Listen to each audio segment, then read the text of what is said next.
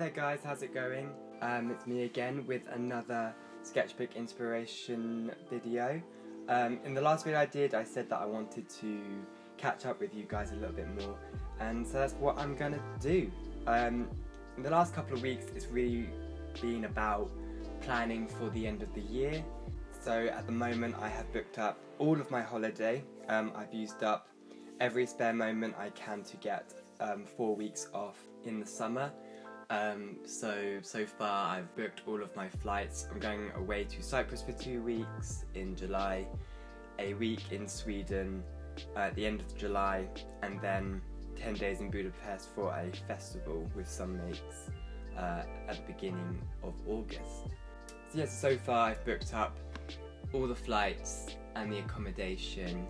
For Sweden I'm going with a mate and staying at his parents' house, so I don't have to book in any accommodation for that. So I'm really looking forward to the summer. And as well as that, I have also applied for my student loan for uni. So hopefully in the next couple of weeks I'll hear back on what kind of loan I'm entitled to.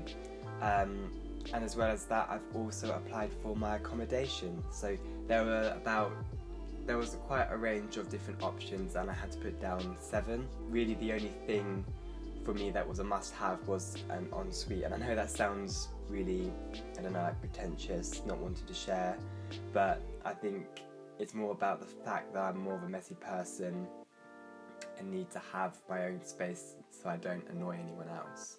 But yeah, so hopefully, since I've already got my space at uni, I should be able to get my first choice, but we'll have to see. I'm still waiting for a response, but yeah, I don't know how long that's going to take. Apart from that, I haven't really been doing much else. It's just been going to work, trying to save up a bit of money for both the holiday and uni after, meeting up with a couple of friends and stuff like that, as well as trying to get on with some of my artwork. And the thing I wanted to talk to you guys today about was really how to deal with a problem that might be something that you've encountered in your own personal lives, and that is, the way I phrased it is mental hyperactivity. So for me, I'm the sort of person who finds it really hard to sit still for longer than 2 minutes. It's something that everyone notices about me, is when I'm sitting there I'm quite restless and quite fidgety. And I think part of the reason for that is that my brain is just constantly going, constantly working, and it very rarely gets any downtime. That's been the case since I was little. I very rarely could even sit in front of the TV without having to have a sketchbook and be drawing. Now I can't be in front of the TV again without having either a notebook or a book or my laptop on me. When I'm going to sleep, I'm still thinking. When I'm in the car, I'm constantly coming up with ideas for things.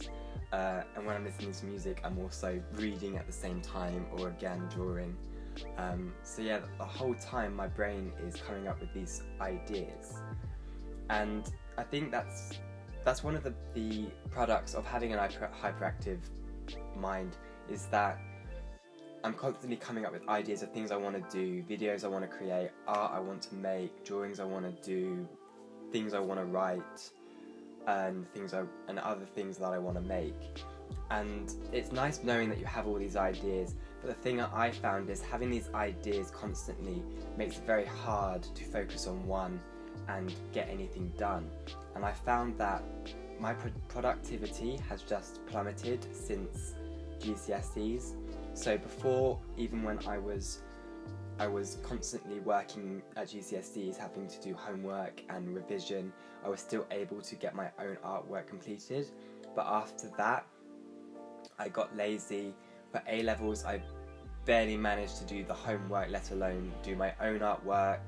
And since then, I haven't really recovered. And I found that I have all these ideas, and the next day I'll have even more ideas. And by the end of the week, I haven't actually completed anything or done anything. I might have started on 5 individual things and then just discarded them. And so I think really the challenge is being able to deal with having these ideas and be able to complete them. And the obvious solution for that was to just pick one and focus on that one and get it done. With that in mind, what I've started to do is basically make a list. So this morning, before I did this video, I got out my notebook and I wrote down all of the ideas that I've had of things I want to do in the next year, of stuff I want to draw, things I want to make, whether it be art or more sort of DIY crafty things, things I want to write, all that kind of stuff. And I discovered that I had a lot more kicking around in my mind than I realised. And that's just why it's so chaotic, is there's so much going on and nowhere for it to go. And I found that while I was doing this list, that it was actually probably the first moment of stillness in my mind that I've had for a while.